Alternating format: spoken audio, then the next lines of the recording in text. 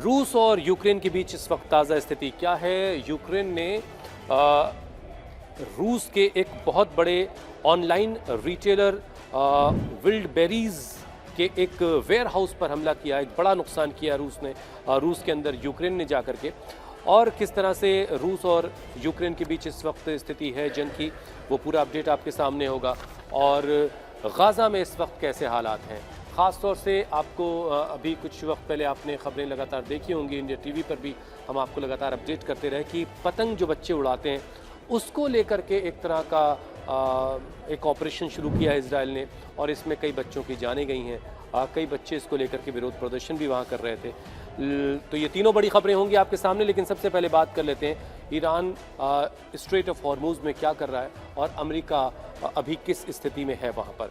देखिए, तेहरान की तरफ से साफ कहा गया है कि संकेत दिया गया है कि स्ट्रेट ऑफ हॉर्मुज को लेकर के ओमान के साथ जो बातचीत है वो हो चुकी है और टेम्पररी इसको खोलने का रास्ता साफ हो चुका है। और इसका मतलब लेकिन ये कतई नहीं है, ईरान की तरफ से कहा गया कि इसका ये कतई मतलब नहीं है कि ये जो आप देख रहे हैं रास्ता ये दुनिया भर के लिए खुलने जा रहा है। सहमति बन गई है ओमान और ईरान के बीच की टेम्पररी रास्ता क्या होगा, किस रास्ते से जहाज़ आए जाएंगे, लेकिन इसका ये कतई मतलब नहीं है कि स्ट्रेट ऑफ हॉर्मुज सामान्य तौर पर खुलने जा रहा है। और इस पिछले एक वीक में जो इस रास्ते से जहाज़ों के निकलने की जो संख्या है वो लोवेस्ट रही है, बल्कि मंडे को सिर्फ एक वेसल इस इलाके से गुजरा है। और एक्सपर्ट्स का मानना है कि बगैर ईरान के सहमति के, बगैर ईरान के साथ कोऑर्डिनेट किए यहाँ से कोई जहाज़ नहीं निकल पा रहा है। ईरान का रुख बिल्कुल क्लियर है कि हॉर्मुज का जो भविष्य है, हॉर्मुज के खुलने का जो रास्ता है वो अमेरिका के रवैये पर डिपेंड करेगा। अब अमेरिका की रवैये की बात जो होती है तो उसमें क्या क्या है, उसमें जो पूरा कोस्टल एरियाज़ में जो बंदर अब्बास है, चाबहार है और तमाम जो पोर्ट्स हैं उस पर जो सैंक्शंस लगा रखे हैं अमेरिका ने, इसके अलावा ईरान के ख़िलाफ़ जो सैंक्शंस लगाए हुए हैं और ईरान के जो फ्रोज़न एसेट्स हैं वो जिस तरीके से ईरान लगातार ये कह रहा है कि जब तक इन पर ढील नहीं दी जाती, जब तक इनको रिलीज़ नहीं किया जाता फ्रोज़न एसेट्स को, तब तक स्ट्रेट ऑफ हॉर्मुज अब बंद रहेगा।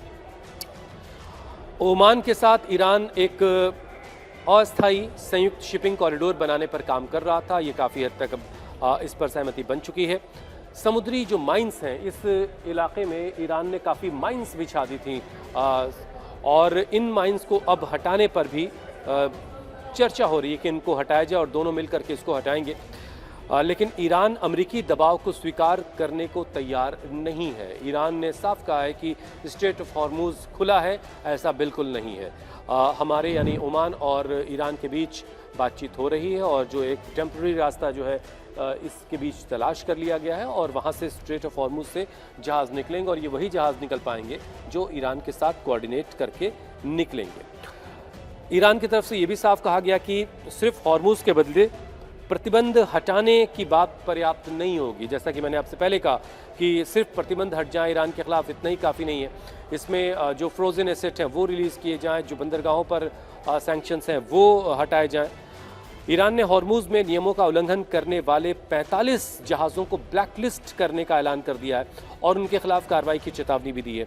तेहरान के लिए सबसे बड़ा मुद्दा जो है वो अमेरिकी नाकेबंदी है और प्रतिबंधों को कैसे हटाया जाए ये है। ये जो हिस्सा यहाँ का आप देख रहे हैं, ये यहाँ पर अमेरिका ने ब्लॉकेड लगा रखा है, यानी ईरान अपना ऑयल भी यहाँ से एक्सपोर्ट नहीं कर पा रहा है।